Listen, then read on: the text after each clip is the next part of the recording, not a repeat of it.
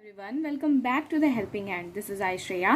और आज की जो हमारी टॉपिक है वो है टाइप्स ऑफ केमिकल रिएक्शन। यानी आज हम लोग क्लास 10th की केमिस्ट्री में जो फर्स्ट चैप्टर है हमारा केमिकल रिएक्शन इक्वेशन, उसमें एक बहुत इंपॉर्टेंट टॉपिक है जो है types of chemical reaction. Basically मैं बहुत डिटेल में नहीं जाऊँगी, लेकिन एक फ्लो चार्ट के बेसिस पे मैं आप लोगों को समझाने की कोशिश करूँगी कि केमिकल रिएक्शंस कितने टाइप के होते हैं और उनका जनरल क्या मतलब है। यानी आप जनरली कैसे समझ सकते हैं कि केमिकल रिएक्शन कौन से हैं। ठीक है, सबसे पहले ये देख लेते हैं कि हमारे सिलेबस में आपको 10th में कौन कौन से केमिकल रिएक्शंस मिल रहे हैं। तो वो हैं combination reaction, decomposition reaction, displacement reaction, double displacement reaction और रिडॉक्स रिएक्शन। ये 5 ऐसे रिएक्शंस हैं जो आप लोगों को आपके 10th क्लास के सिलेबस में मिल रहे हैं। ठीक है, अब क्योंकि मैं फ्लो चार्ट के बेसिस पे आप लोगों को समझा रही हूँ तो बहुत सिंपल तरीके से हमको ये समझना है कि ये 5 जो रिएक्शंस हैं वो क्या है। सबसे पहले बात करते हैं कॉम्बिनेशन रिएक्शन की। तो कॉम्बिनेशन रिएक्शन, जैसा कि वर्ड सजेस्ट कर रहा है, कॉम्बाइन करना। कॉम्बाइन करना मतलब जोड़ना होता है। तो 2 और मोर सब्सटेंस कंबाइन टुगेदर। इसमें क्या होता है कि 2 या 2 से ज़्यादा एलिमेंट्स जो होते हैं या 2 या 2 से ज़्यादा सब्सटेंस जो होते हैं वो आपस में कंबाइन करते हैं और कंबाइन करके क्या करते हैं, सिंगल प्रोडक्ट का फॉर्मेशन करते हैं। ठीक है, वो सिंगल प्रोडक्ट का फॉर्मेशन करते हैं कॉम्बिनेशन के बाद। यानी like as it is A plus B goes to AB। ये कुछ ऐसा आपका हो जाएगा कि 2 या 2 से ज़्यादा रिएक्टेंट हैं और उसके बाद वो बनाएंगे सिंगल प्रोडक्ट। ठीक है, तो 2 या 2 से ज़्यादा रिएक्टेंट आपके सिंगल प्रोडक्ट को रिजल्ट देंगे। तो ये होता है हमारा कॉम्बिनेशन रिएक्शन।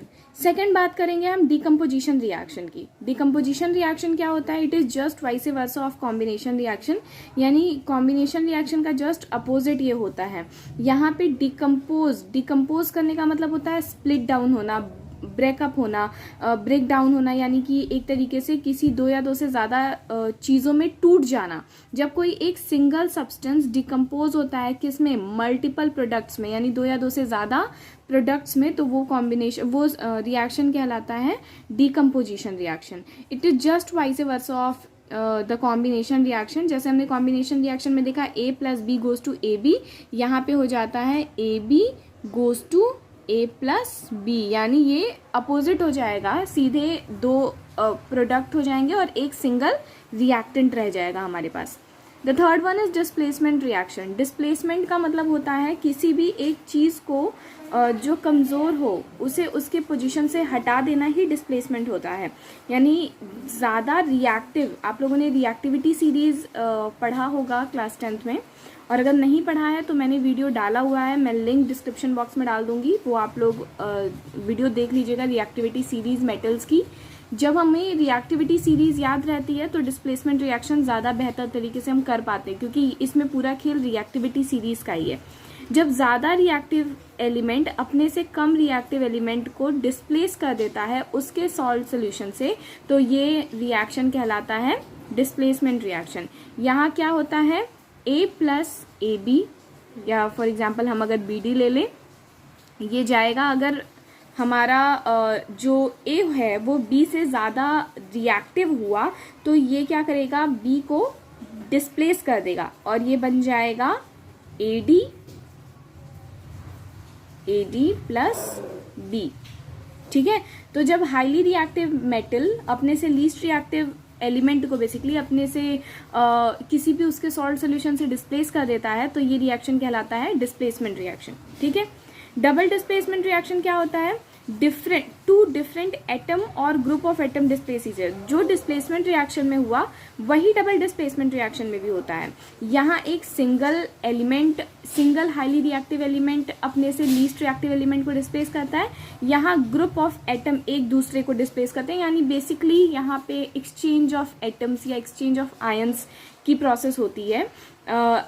एक सॉल्ट के आयंस डिस्प्लेस होते हैं, जैसे फॉर एग्जांपल अगर हमने ले लिया XY प्लस ZA, अगर हमने ले लिया तो यहाँ पे X जो है वो Z की पोजीशन के साथ और Y जो है वो A के पोजीशन के साथ। फॉर एग्जांपल ये एक तरीके से है कि अपने आयंस को ये एक्सचेंज कर लेते हैं, इनका प्लस उनके माइनस के साथ और उनका प्लस उनके माइनस के साथ एक्सचेंज हो जाता है। तो ये जो हमारा प्रोडक्ट बनेगा वो कुछ ऐसा बनेगा कि ये हो जाएगा XZ प्लस Y A, कुछ ऐसा हमारा प्रोडक्ट बन जाएगा। ठीक है, तो ये था double displacement reaction. Redox reaction की अगर बात करें तो रिडॉक्स रिएक्शन में ऑक्सीडेशन होता है और रिडक्शन होता है। रेड रिडक्शन के रेड से रेड और ऑक्सीडेशन के OX से ऑक्स हमारा आया, जिससे ये साइमल्टेनियसली जहाँ पे भी ये रिडक्शन और ऑक्सीडेशन रिएक्शन होता है वो रिएक्शन रिडॉक्स रिएक्शन कहलाता है। अब what is oxidation and what is reduction? Oxidation का मतलब है जब भी किसी रिएक्शन में ऑक्सीजन की एंट्री होती है या फिर हाइड्रोजन का रिमूवल होता है। देखो मैं 10th के बेसिस पे समझा रही हूँ, कुछ इलेक्ट्रॉन्स के बेसिस पे भी ऑक्सीडेशन और रिडक्शन रिएक्शन हम लोगों को देखने में मिलते हैं, लेकिन वो हायर क्लासेस में, 10th में भी आपको वो मिलेंगे, बहुत छोटा सा जब हम लोग 3rd चैप्टर पढ़ते हैं तो।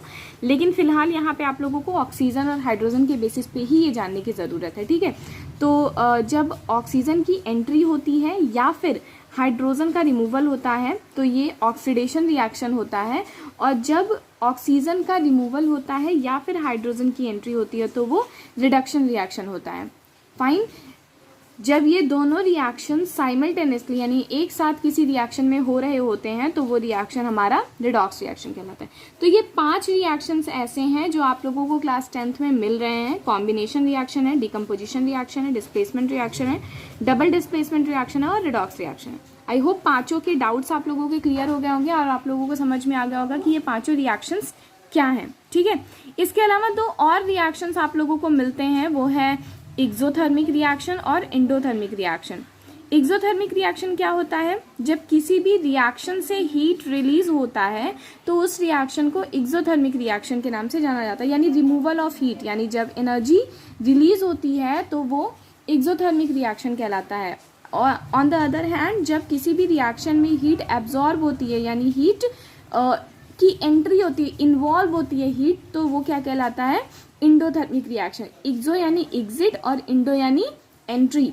थर्मिक का मतलब होता है टेम्परेचर, टेम्परेचर मतलब हीट। ठीक है, तो exothermic reaction is the release of heat and endothermic reaction is the absorption of heat. तो आप लोगों ने बेसिकली 7 केमिकल रिएक्शंस के बारे में यहाँ पे पढ़ा। कौन कौन सा?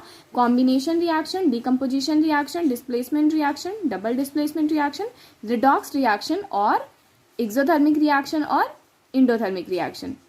ठीक है, ये सारे रिएक्शंस के बारे में आप लोगों ने पढ़ा जो कि आप लोगों को फर्स्ट चैप्टर में मिलने वाले हैं।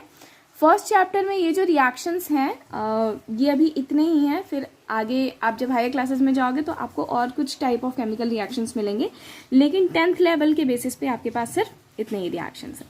ठीक है, तो कोई भी डाउट हो तो कमेंट सेक्शन में बताएं, और वीडियो अच्छी लगी हो तो लाइक करें, शेयर करें, सब्सक्राइब करें चैनल को। Thank you so much.